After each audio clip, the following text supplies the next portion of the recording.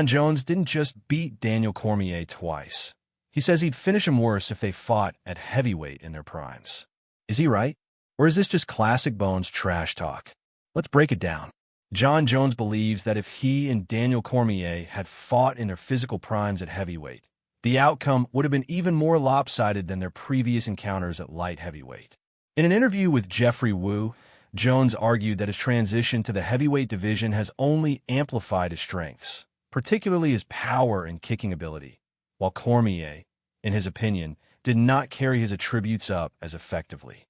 Jones pointed out that his speed, which has been a major weapon throughout his career, has remained intact even with the added muscle mass. He stated, "I believe I beat Daniel Cormier at heavyweight worse than I beat him at light heavyweight." According to Jones, not only does he punch harder now, but his kicks, specifically the kind that set up his head kick finish in their second fight, have become even more powerful. This confidence comes on the back of Jones' dominant return to the octagon, where he quickly submitted Cyril Gane to win the vacant heavyweight title and then followed that up with a dominant showing against Stipe Miocic. While Cormier was once an undefeated heavyweight and captured the title in that division as well, Jones contends that stylistically, Cormier would have been at a bigger disadvantage at heavyweight, where Jones believes his physical gifts shine brightest. If you made it this far, you're clearly a real fight fan. So do me a favor, hit that like button and drop a comment. Who wins, Prime DC or Prime Bones at heavyweight? I want to hear your take. While Jon Jones has had several close calls inside the octagon, he openly acknowledges that Daniel Cormier was not necessarily his toughest opponent in terms of in-cage performance. That distinction often goes to Alexander Gustafsson, especially in their first bout at UFC 165.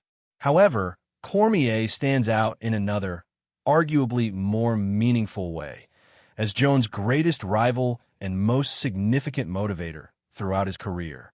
Jones and Cormier's feud went far beyond the typical trash talk in fight promotion. Their rivalry was deeply personal, filled with years of animosity, physical altercations, viral press conference moments, and back-and-forth interviews that captivated fans. Yet, despite the intensity, Jones has shown moments of deep respect for Cormier, especially in hindsight. After UFC 214, Jones gave an impassioned post-fight speech praising Cormier not just as a fighter, but as a man, highlighting his roles as a father, husband, and ambassador for the sport. "I aspire to be a lot more like that man, because he's an amazing human being," Jones said. "Unfortunately, we are opponents, but outside of that, he is a true champion for the rest of his life." This respect illustrates the duality of their relationship. Fierce adversaries in the cage, but with an underlying recognition of each other's greatness and impact on the sport. For Jones, Cormier wasn't just an opponent to defeat. He was a symbol of everything he had to overcome to stay on top, both physically and mentally. Jon Jones versus Daniel Cormier is widely considered one of the greatest and most emotionally charged rivalries in UFC history, perhaps the most iconic of all time. More than just two elite fighters clashing, their feud represented a clash of contrasting styles, personalities, and legacies. Jones, the dynamic prodigy with a turbulent outside-the-cage life, and Cormier, the disciplined Olympian and consummate professional, created a narrative that captivated fans far beyond the octagon. Their battles at UFC 182 and UFC 214 were among the most anticipated events in the sport, with real hostility fueling the build-up.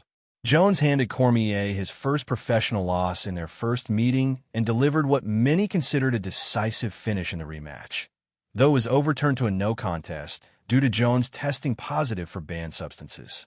That controversy only intensified the rivalry, casting a shadow over the outcome and adding layers to their competitive and personal history.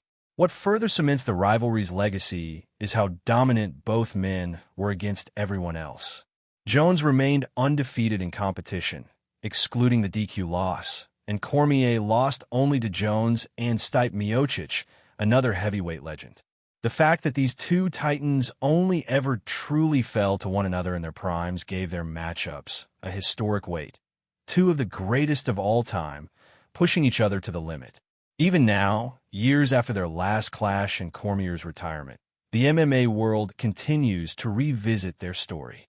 Their rivalry isn't just about wins and losses. It's about legacy, respect, and the rare kind of rivalry that elevates both athletes and the sport itself. Jones versus Cormier may never happen again, but their rivalry still echoes through MMA history. If you love deep dives like this, make sure to subscribe to MMA Thread and turn on notifications. We drop heat every week.